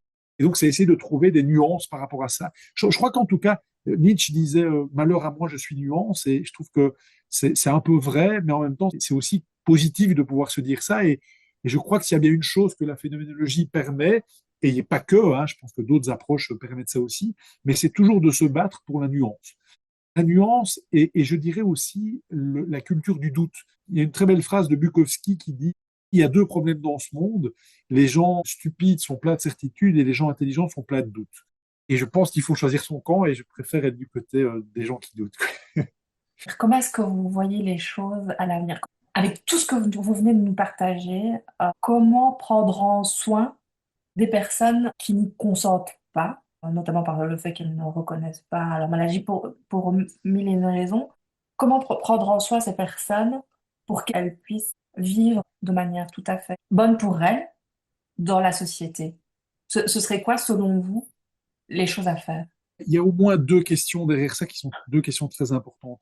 La première, c'est la question vraiment de l'avenir, de ce qu'il faudrait faire, etc. Alors moi, bon, je suis psychologue, j'ai évidemment un avis sur une série de manières dont la justice est organisée, dont le soin et les expertises sont organisées dans le monde des prisons, etc. Mais ça pourrait aussi devenir vite des débats techniques, etc. Alors il va de soi que une société qui va donner des moyens pour le traitement de ces justiciables et pour la justice en tant que telle est évidemment une société, en tout cas quand elle leur donnera les moyens suffisants, est une société saine et une société qui retire tout comme d'ailleurs une société qui retire les moyens à l'enseignement, par exemple, est une société très inquiétante qui, à mon avis, ne va pas dans le bon sens de l'histoire et de l'émancipation démocratique. Et en tout cas, pour rester sur la question de la justice, je pense évidemment qu'il y a une question de moyens qui est évidemment très importante. Alors après, il faut toujours nuancer tout ça parce que je pense que c'est pas non plus parce qu'on donne beaucoup de moyens que les moyens seront bien utilisés. Donc, il y a évidemment beaucoup de choses très compliquées.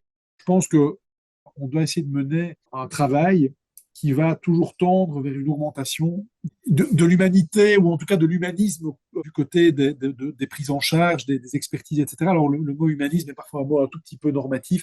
Moi, j'aime bien la notion de gain ontologique. C'est un concept sur lequel je travaille un peu pour l'instant. C'est un concept qu'on doit à un psychanalyste belge qui s'appelait François Deuyckert, qui était philosophe et psychanalyste. Et dit, au fond, on devrait toujours œuvrer au gain ontologique, c'est-à-dire à l'augmentation des propriétés de l'être. Et au fond, je crois qu'on devrait toujours un peu se poser ces questions-là. Je crois que qu'est-ce qu'on produit en tout cas, du côté des psys, moi je peux me positionner du côté de la clinique, du côté de la criminologie clinique, c'est qu'est-ce qu'on produit qui produit une augmentation des capacités de l'être.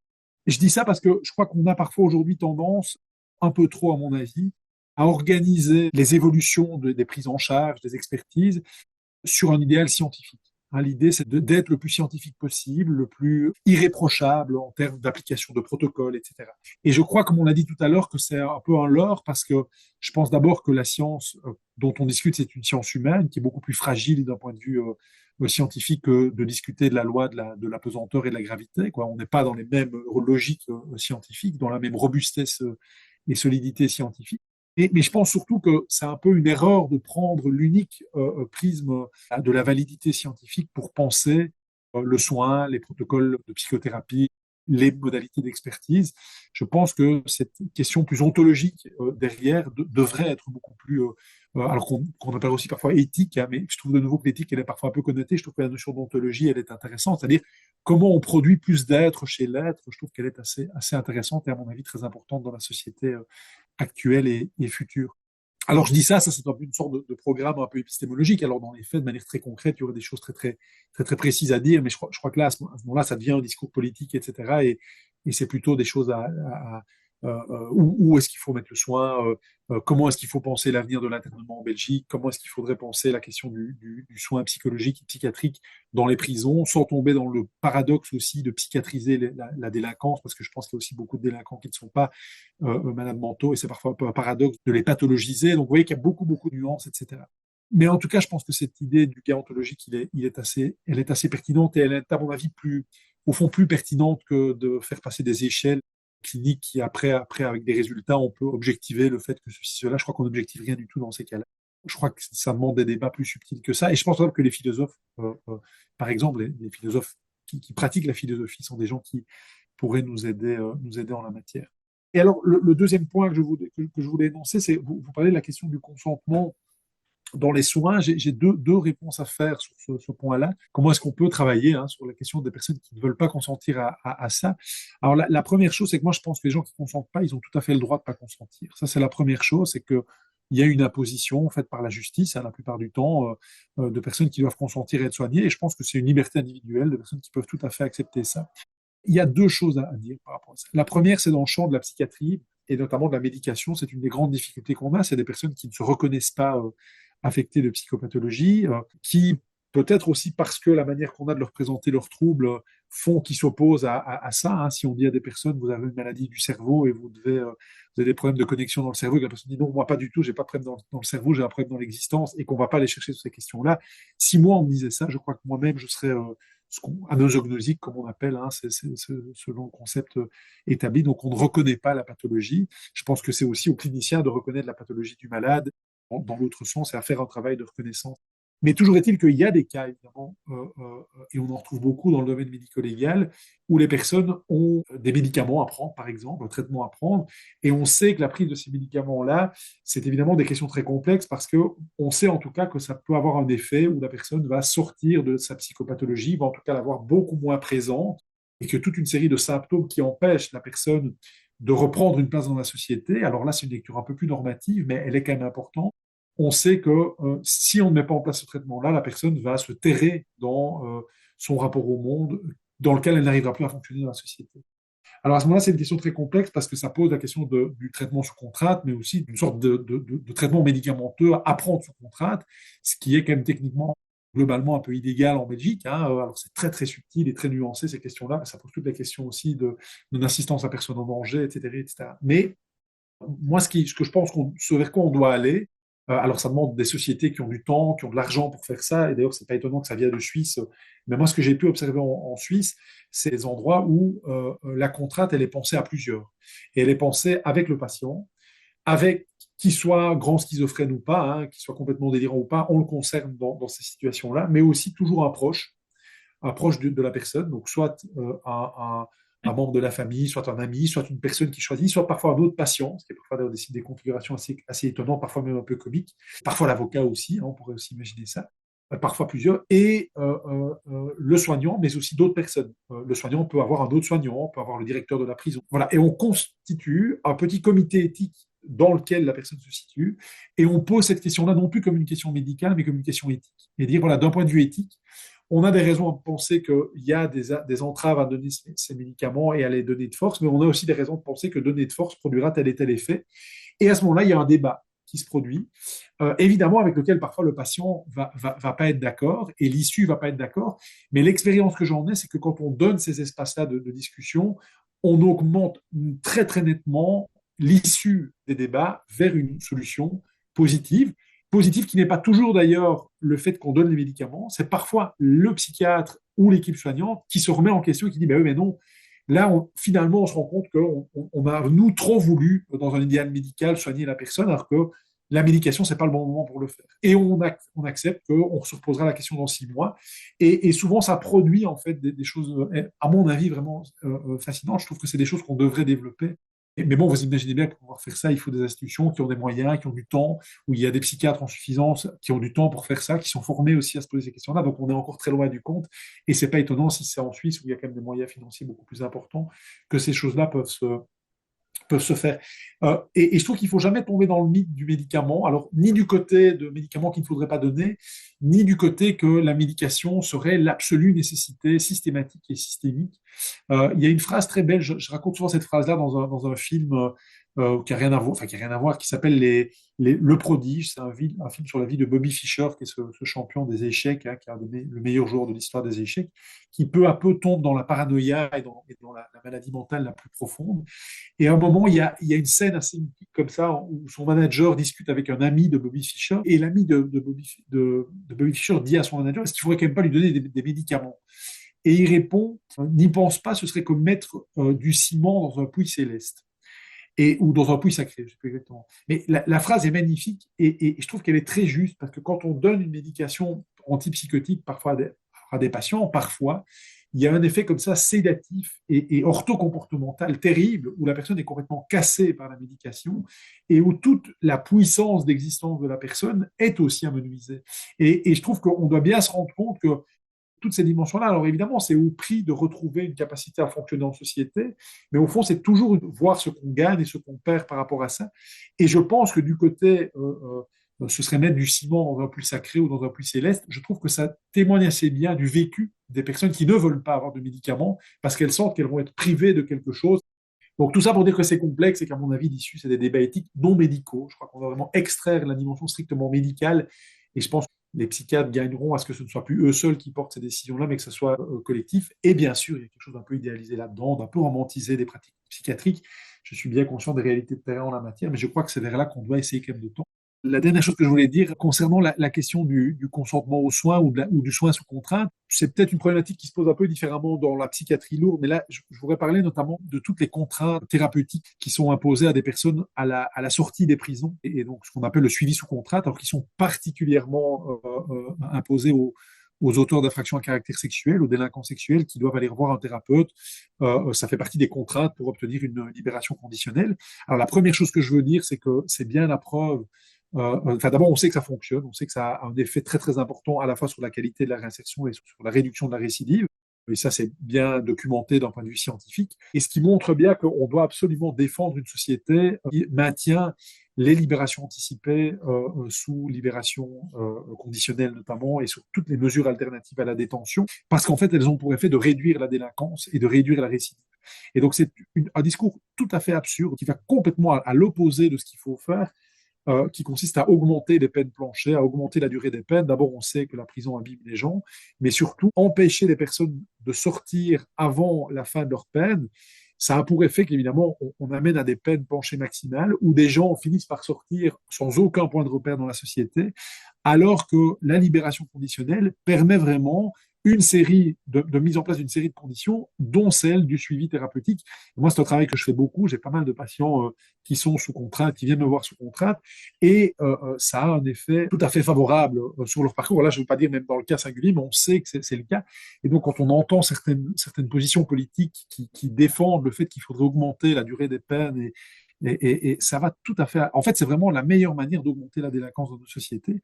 Et donc, c'est vraiment tout à fait, sont vraiment des pratiques tout à fait insensées. Et il n'y a pas un seul spécialiste de la question qui dirait le contraire. C'est sûrement des discours très, très électoralistes qui rencontrent l'intérêt de certains citoyens, mais je crois que c'est important à ce moment-là que le politique s'émancipe de ces positions électoralistes et populistes et s'autorise à penser les choses, là en l'occurrence documentées par le savoir, par les connaissances en criminologie en la matière. Mais ce que je voulais dire, c'était une réponse d'un point de vue plus clinique, qui est comme ma spécialité, c'est le fait que c'est toujours un grand débat de dire mais comment on fait pour travailler avec la contrainte quand quelqu'un veut pas venir. Et c'est vrai que quand on a des personnes qui sont là pour des faits de délinquance sexuelle, qui ont parfois passé 5, 10 ans en prison, qui sont en colère sur la société, qui ont passé leur vie à répéter à plein de reprises leur histoire de vie face aux juges, face aux psys, aux experts, aux différentes personnes qu'ils ont rencontrées. Ils sont souvent en colère sur la société, ils arrivent et ils se disent un psy de plus, encore un imbécile, et en plus je dois y aller régulièrement, c'est pénible, maintenant que je suis en liberté, etc. Ce que je fais toujours dans ces cas-là, d'abord je respecte tout à fait ce point de vue-là. Je ne cache pas que si je vivais ce qu'ils vivent, je crois que je penserais la même chose. Si on est un peu honnête, je crois quand même qu'on doit arriver à cette constatation-là.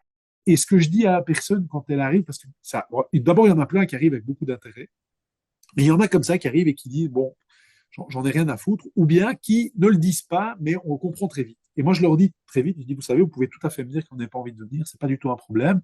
Et à ce moment-là, je leur signe leur papier, je dis, voilà, vous avez l'obligation de venir me voir à tel intervalle, donc parfois l'intervalle est fixé par le juge, parfois pas. Et je leur dis, voilà, vous avez la contrainte de venir. Si vous ne venez pas, je crois vraiment que vous devez venir parce que vous allez vous retourner en tôle, sinon, et c'est vraiment pas dans votre intérêt.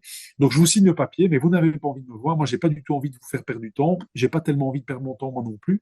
Et donc, je vous signe votre papier, vous pouvez rentrer. Fixons juste un autre rendez-vous pour une fois prochaine, parce que ça, vous êtes obligé de venir. Je respecte la position qui est la vôtre et je pense pas qu'on peut faire un travail psychothérapeutique si vous n'avez pas le moindre intérêt pour venir.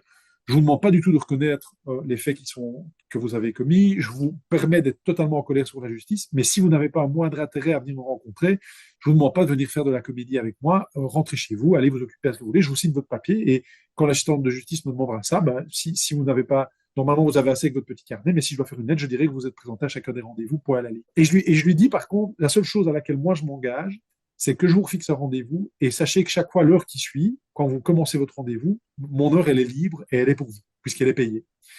Et la personne vient souvent la fois d'après parce qu'elle est obligée de le faire. Quand elle ne vient pas, elle a des problèmes, mais elle vient. Et je lui signe son papier, je dis, ben voilà, et alors la personne me dit, donc je peux vraiment y aller, je dois pas rester. Mais je dis, non, non, non, non, ça sert à rien, on n'a aucun intérêt à faire ce travail-là. Je préfère, si vous voulez rester, vous pouvez. Mais je dis, c'est étonnant, vous assistez pour rester. Alors la personne dit, non, non, non, ça va, je suis très content. Ils me prennent parfois un peu pour un étonnant personnage, comme ça, en disant, tiens, c'est bizarre. Et je n'ai jamais fait ça plus de 3 fois. Parce qu'à la troisième fois, et au fond, c'est pas du tout de la comédie. Je suis très sincère quand je fais ça. Je suis pas en train de faire un sketch quand je leur fais ça. Mais je leur dis, c'est vraiment une position. Je peux pas travailler avec quelqu'un qui n'a absolument aucun intérêt pour la démarche qu'on veut faire ensemble. Je peux prendre le temps de vous expliquer ce qu'on fera, mais il faut que vous ayez un minimum d'intérêt. Et la troisième fois, au plus, souvent, ça se passe déjà dès la deuxième fois, la personne arrive et dit, écoutez, j'ai fait tout le trajet. Est-ce que vous voulez quand même bien m'expliquer ce qu'on pourrait faire? Ou bien, hier, je me suis disputé avec ma compagne, c'était un peu compliqué. Est-ce que c'est pas le genre de truc que vous pourriez un peu faire? Est-ce qu'on pourrait quand même pas un peu en discuter, etc. Et je dis si, ça tout à fait, c'est mon boulot. Ben, je vous avais dit que l'heure était pleine, etc. Et en réalité, on évacue tout à fait la contrainte. Et moi, je dis toujours aux personnes, je n'ai jamais vu une personne qui ne venait pas me voir sous contrainte. On vient toujours avec une contrainte. Alors vous, elle est explicite, elle ne vient pas de vous, mais parfois, c'est des gens qui ont une contrainte intrapsychique. Parfois, c'est une contrainte extérieure, leur médecin traitant ou leur compagne ou leur conjoint qui les impose, leur dit si vous ne venez pas voir le psy, ça ne va pas aller. Et donc, il y a toujours des formes de contraintes. Et en réalité, on est des spécialistes pour mettre ces questions-là de côté. Et je leur dis d'ailleurs, Moi, je vous demande pas de reconnaître les faits que vous avez commis. Je vous demande rien du tout. Je vous demande juste de venir me parler. Et mon boulot, c'est de vous écouter et de voir dans quelle mesure je peux vous aider. Et évidemment, quand on fait ça, en fait, on évacue toute forme de contrainte. Et en réalité, les gens évoquent ces choses-là. Alors certains, pendant très longtemps, ne parlent pas des faits qu'ils ont commis. Parfois, certains, pendant très longtemps, ne reconnaissent pas les faits qu'ils ont commis. Parfois, d'ailleurs, pendant toute la thérapie, ça ne pose aucun souci. Moi, je leur dis, je suis pas juge, je ne vous demande pas d'avouer les choses. Peut-être que vous aurez des problèmes si vous n'avouez pas dans d'autres milieu de votre existence, mais ici, vous pouvez dire tout ce que vous voulez, absolument tout. La seule chose que vous ne pouvez pas faire, c'est me dire que vous allez refaire des choses, parce que si vous allez le refaire, je dois informer les autorités, et si j'ai le sentiment que vous allez le faire. Mais sinon, vous pouvez dire toutes les atrocités que vous voulez. Et en réalité, quand on dit ça, les gens ne disent pas des atrocités. Ils comprennent qu'ils ont un cadre tout à fait ouvert pour pouvoir parler. Et je suis toujours très impressionné par la puissance humaine de l'humain et en réalité par la puissance quand même de ce qu'est la clinique. C'est que les personnes se disent, mais donc en fait, j'ai une heure où je peux parler avec un être humain, ce qui est quand même de plus en plus rare aujourd'hui dans nos sociétés, où même quand on téléphone à la banque ou à la poste, on parle à une machine. Et moi, rassurez-vous, je suis un être humain, je ne serai jamais remplacé par une intelligence artificielle ou par un robot, et je suis là pour vous écouter. Et alors, en plus, à des tarifs extrêmement avantageux. Donc, donc, généralement, les personnes, elles y trouvent un intérêt et elles viennent. Et on finit toujours par trouver des choses. Parfois, alors, on discute des faits qui ont été commis, et parfois les gens ne reconnaissent pas, ou bien reconnaissent avec des nuances, disent, ben, ouais, il s'est passé ça, mais c'était pas exactement ce que le juge a dit, c'est important pour moi que vous l'entendiez, etc. Mais je dis, écoutez, oui, moi, il n'y a pas de problème.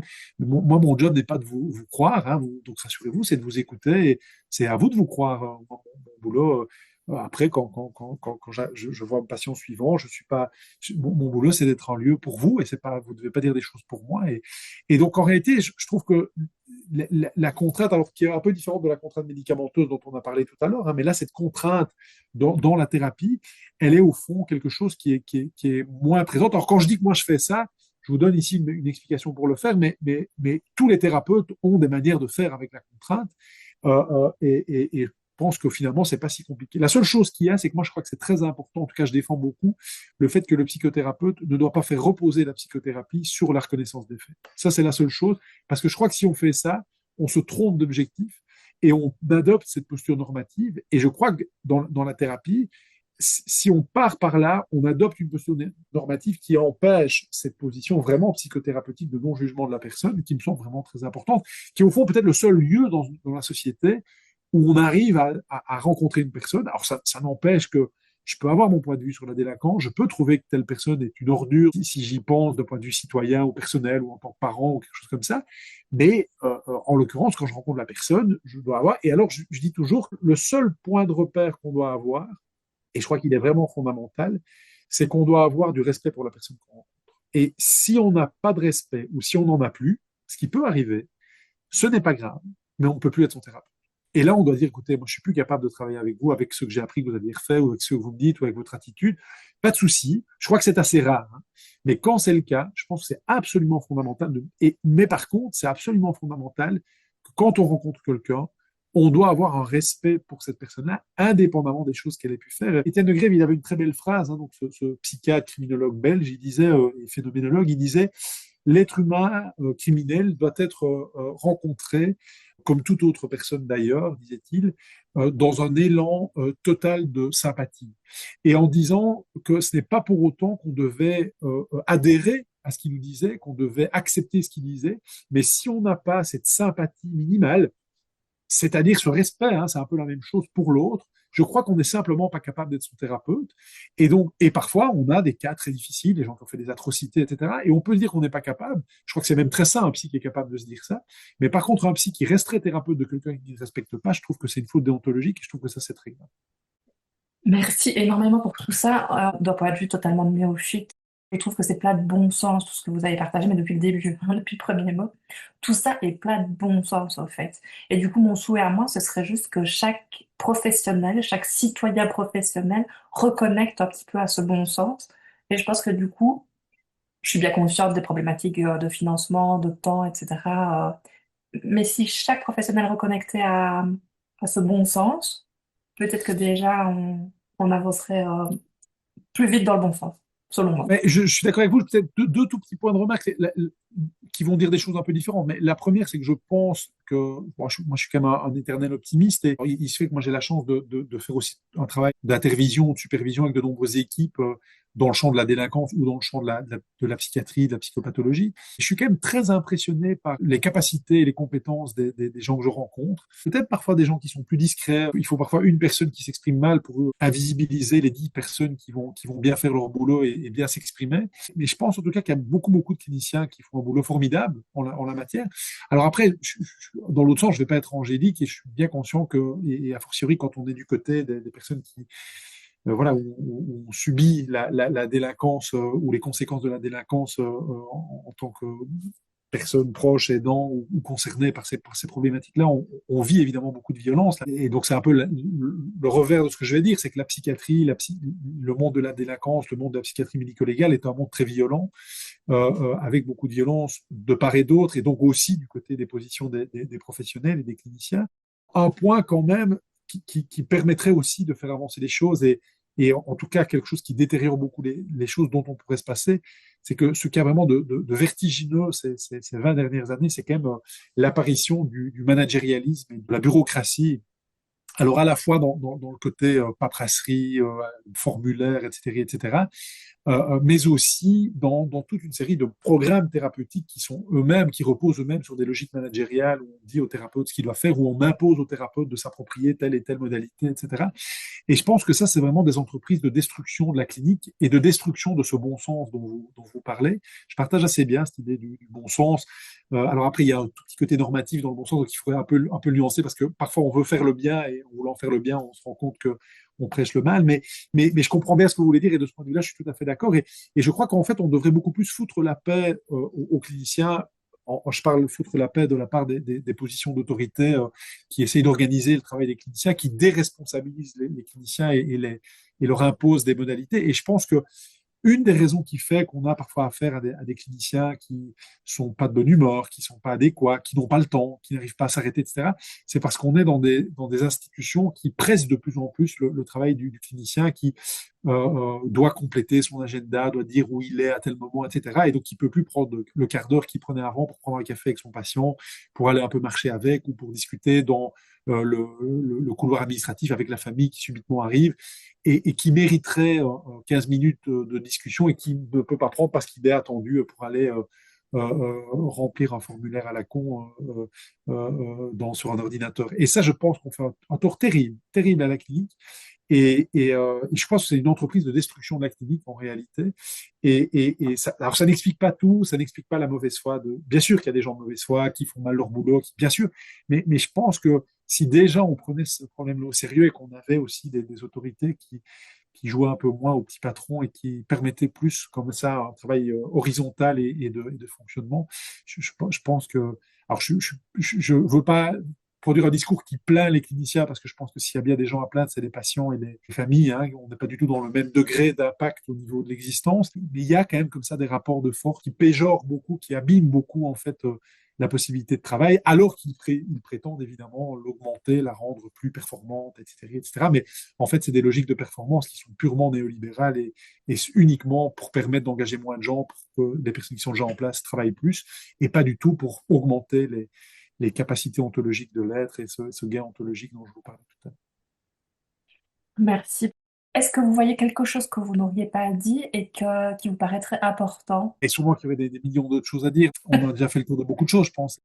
Je pose 6 questions à chacun de mes invités. Est-ce que vous êtes partant? Oui, bien sûr. Quel moment clé a changé votre regard sur la santé mentale? Il y en a eu beaucoup, des moments clés. Le premier, très concret, c'est les premiers jours où je travaillais en prison. J'ai d'abord travaillé à la prison de Jammu. J'ai rencontré des personnes et j'étais un grand lecteur de psychanalyse. J'étais fasciné par la psychanalyse. J'étais pas encore dans le champ de la phénoménologie.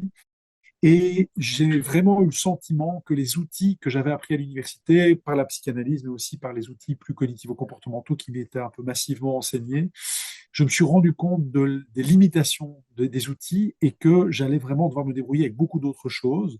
C'est comme ça que j'ai découvert la phénoménologie, mais que j'ai aussi appris à relativiser le savoir. Et j'ai rencontré des gens, je sais pas que je me suis dit cette phrase un jour, mais il est où l'inconscient? J'étais fasciné par l'inconscient de la psychanalyse. Je me suis dit, mais j'arrive pas à rencontrer, j'arrivais pas. Et peut-être que j'avais une lecture aussi un peu trop naïve de la théorie et de la psychanalyse à l'époque, sans doute d'ailleurs. Mais je sais bien que pour moi, ça a été un moment clair. Il y en a eu beaucoup d'autres après. Mais là, il y a eu vraiment la rencontre de la clinique qui m'a bouleversé, où je me suis dit que ça a sûrement signifié un peu mon rapport à la théorie et ça a assez bien changé mon rapport à la théorie. Ça a été un bouleversement. Si vous pouviez déconstruire une idée fausse, une bonne fois pour toutes, ce serait laquelle? Non, il y en aurait beaucoup, hein, mais une qu'on n'a pas évoquée, c'est en tout cas l'association entre schizophrénie et dangerosité et violence, et simplement dire que, bien sûr, il y a des schizophrènes dangereux et violents, que c'est un fameux problème, qu'il y a énormément de schizophrènes qui n'ont jamais de rapport à la délinquance et à la violence, et je pense pas que l'essence de la schizophrénie et de la psychose, ce soit la violence. Et ce qu'on oublie souvent, alors je crois qu'il y a beaucoup d'impact médiatique par rapport à ça. Dès qu'un cas comme ça, c'est des cas tellement impressionnants et tellement inexplicables qu'il y a beaucoup de place, mais aussi des impacts liés aux séries Netflix et autres. Et c'est assez intéressant parce qu'on va souvent représenter, voire toujours représenter le sujet schizophrène comme un agresseur, comme un homme violent, quand on est en tout cas dans ces contextes-là. Et en réalité, les études montrent qu'une personne schizophrène, elle est surtout 10 fois plus susceptible d'être victime de violence qu'une autre personne.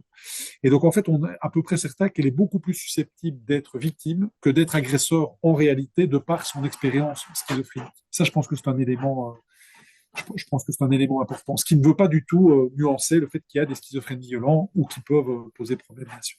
Voyez-vous des innovations, alors peu importe le domaine scientifique, social, architectural, pourquoi pas, qui pourraient révolutionner notre manière d'aborder la santé mentale et donc la prise en charge des troubles? J'en vois des milliers, évidemment, mais je suis pas sûr que, enfin, c'est un point de vue singulier et je vois des collègues qui seraient peut-être pas d'accord sur tous les points que je pourrais évoquer. Mais en tout cas, si je devais en retenir une qui me semble assez pratique, mettre à l'heure sur la question du consentement en psychiatrie. Je pense que ça, travailler la question du consentement, mais donc donner les moyens pour pouvoir pratiquer ça, je trouve que ça, ce serait vraiment fascinant et donc passionnant d'intégrer ces moments comme ça, de sortir d'une problématique psychiatrique et d'en faire une problématique éthique avec des personnes externes, avec des personnes neutres, avec peut-être des philosophes, des personnes qui arriveraient à discuter de ces questions-là et de prendre chacun singulièrement au sérieux. Il y aurait beaucoup d'autres choses à dire et beaucoup d'autres choses plus structurelles, mais là, voilà une dimension qui me semble très possible à faire et qui aurait d'ailleurs sa place en psychiatrie médico-légale, dans les établissements de défense sociale, par exemple, ou dans les annexes psychiatriques, mais aussi dans les établissements psychiatriques tout court, hein, où ces questions-là existent aussi, bien sûr. Vous nous avez déjà partagé beaucoup de références, mais ma question suivante, c'est y a-t-il un livre, un film, une œuvre ou une rencontre qui vous a profondément marqué sur le sujet de la santé mentale ou des troubles psychiques? Un film qui est absolument génial à voir et à revoir par le prisme de la criminologie, de l'enfermement et de la folie, de la psycho, c'est Truman Show avec Jim Carrey, qui est un très très grand film, je trouve, alors évidemment de critique de la société contemporaine de la société de consommation et de la télé-réalité, etc., mais qui aurait été un film formidable si on le lit par le prisme de la psychopathologie et aussi par le prisme de l'enfermement, évidemment, du sujet. C'est un exemple fascinant. Et je pense que la littérature est vraiment une source bouleversante de compréhension de l'humain. Bah, c'est un peu des grands classiques, mais je pense que par exemple Proust, si on lit des pages de Proust, on saisit l'expérience humaine et justement ce rapport à l'anecdotique et qui vient un peu peupler notre existence, je crois que c'est un grand leçon, c'est une œuvre entière de compréhension phénoménologique de l'humain, de la manière dont l'humain rentre en contact avec le monde. Et donc je pense que par exemple l'œuvre de Proust est une œuvre fascinante à lire, peut-être pas toujours à saisir, mais à lire c'est absolument bouleversant. Et, Faulkner et Le bruit et la fureur, dans lequel j'étais il n'y a pas longtemps, est aussi fascinant. Et sur le vécu comme ça, de la déficience mentale, par exemple, on pourrait si on veut comprendre le vécu du déficient mental, lire Faulkner, le bruit et la fureur, par exemple, mais tellement d'autres, et notamment toute la littérature moderne. Italio Svevo et beaucoup d'autres. Je m'arrête là, mais en tout cas, je pense que c'est des œuvres qui nous montrent aussi ce qu'est l'existence humaine de manière assez forte. À partir d'aujourd'hui, que vous engagez-vous à continuer, à initier, à arrêter ou à faire différemment en lien avec votre santé mentale, mais de manière personnelle ou professionnelle? J'ai une réponse une seule qui va répondre à toutes ces questions-là. Je pense qu'il y a quand même une notion de résistance à laquelle je tiens beaucoup, à laquelle d'ailleurs mes collègues criminologues avec qui je travaille, avec qui j'ai beaucoup de chance de travailler, tiennent beaucoup. Résistance dans les paradigmes qui préside au savoir, dans ce que c'est produire aujourd'hui de la science, quelles sont les logiques de production de la science, dans le travail clinique, et aussi voilà, des résistances qui sont personnelles, comment on fait pour résister à, voilà, à la société contemporaine, aux évolutions politiques, il faut quand même les reconnaître, assez inquiétantes dans lesquelles on vit, et évidemment tout ça en tenant compte des aspirations personnelles existentielles qui sont les nôtres singulièrement, qui sont évidemment les miennes au même titre que tout le monde. Hein. Et je trouve que la notion de résistance, on parle beaucoup d'une société de résilience, qui est un mot que j'aime pas beaucoup, je trouve que c'est un mot un peu normatif. Je préfère une société de résistance. Dans un an, comment rêvez-vous que l'on agisse collectivement en faveur de notre santé mentale? Ce que je rêve, c'est que toutes les politiques de santé en général et de santé mentale en particulier en Belgique et dans les autres pays, enfin en tout cas de manière un peu générique, ne soient pas encore plus abîmées et dévalorisées, et voilà, ceci est bien un élément que je défends. Et alors, j'associerai à cela le fait que j'espère, c'est très lié à mes engagements personnels au niveau clinique, mais je pense que multiplier les points de vue épistémologiques sur le sujet et pas les rendre uniformes, uniquement guidés par certains prescrits et certains protocoles de la science, mais qui soient beaucoup plus ouverts, qui s'inspirent d'autres disciplines comme la philosophie, l'anthropologie, les sciences humaines, la sociologie, la criminologie, à mon avis, feront gagner dans la prise en charge des patients et amélioreront la qualité de prise en charge. Merci infiniment pour votre temps et pour tout ce que vous nous avez partagé. C'est plein de belles perspectives, je trouve. Donc, merci beaucoup pour tout ça. C'est très gentil. Merci beaucoup. Merci à vous aussi.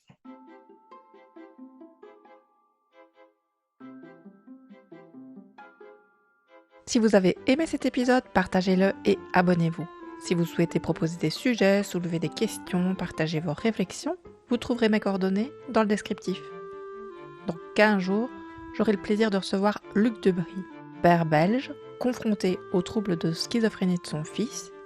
Il s'est apposé comme une voix engagée pour faire entendre la réalité de la maladie, de sa prise en charge et des familles. À travers ses prises de parole, il met en lumière les failles du système et plaide pour une approche plus humaine, coordonnée et inclusive en santé mentale. Prenez soin de vous et des vôtres.